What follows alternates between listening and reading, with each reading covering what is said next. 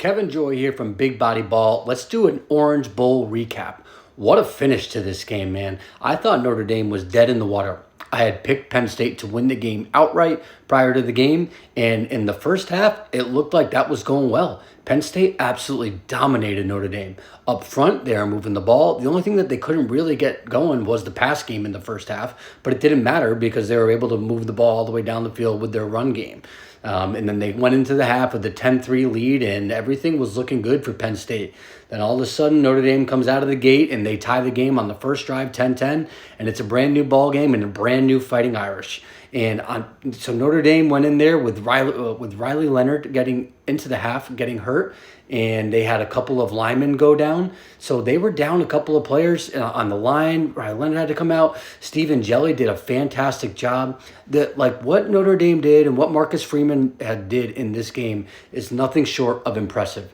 And it wasn't the prettiest for either team, but this has kind of been the story of Notre Dame all year long. Like, they have been riddled with injuries all year, starting with Jagasaw before the season started. Then you have Benjamin Morrison go down. Like, these guys have been hit with injuries all year long, and this team just continues to fight. They had an embarrassing loss to NIU, which everyone held that against them, but they had bounced back and just been a very impressive team. And they came back and just fought and ended up beating Penn State. And after the first half, you thought that wasn't even going to be possible. So kudos to this Notre Dame team. I thought at the beginning of the game, before the game, Penn State was going to win, but I did say I think the coaching advantage goes to Notre Dame, and particularly with the coordinators. I thought Al Golden did a fantastic job, and I thought Mike Denbrock did a good job with the offense as well. They were able to unlock something now in the passing game in the second half after they saw what Stephen Jelly can do. So I thought both those coordinators did a great job.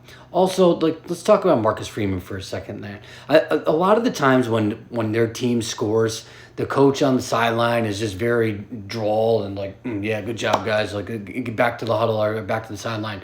Marcus Freeman is so animated. He's it's just a guy you just really want to play for. So I love the future of this Notre Dame program. He's doing it in a slap in the face to Brian Kelly.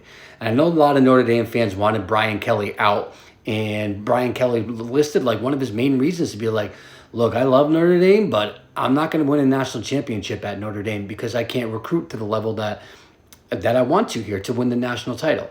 And what does Marcus Freeman do? 3 years later, he punches his ticket into the national title game. Now, a little caveat, the sport has changed actually pretty dramatically in the past 3 years. However, Marcus Freeman just showed that it's possible, and you don't need Brian Kelly. Meanwhile, Brian Kelly's struggling at LSU. That's a whole separate story. But Notre Dame, with their resiliency, and they're able to just make big plays and just be in the right place at the right time, has been awesome. And they're going to end up playing either Ohio State or Texas, and they'll have another chance to prove that and maybe rattle off a national championship for the first time since the 80s. So let's talk about the other side, though. James Franklin and Penn State, as much as Notre Dame was impressive tonight, I thought Penn State kind of lost the game tonight. I think really the biggest hurdle that they had to overcome, which ended up, I think, costing the game, was James Franklin's decision to kick the field goal at the 3-yard line in the first quarter, which is where they got their first points to go up 3-0.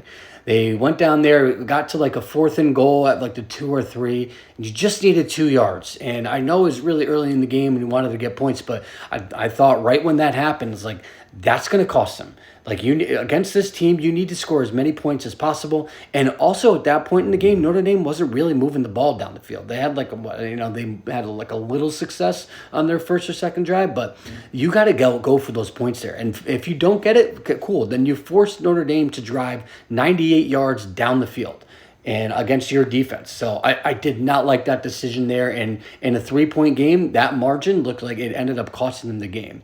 On top of that, Drew Aller was absolutely horrible. And I felt, I don't want to say I feel bad, but, he just really was not good.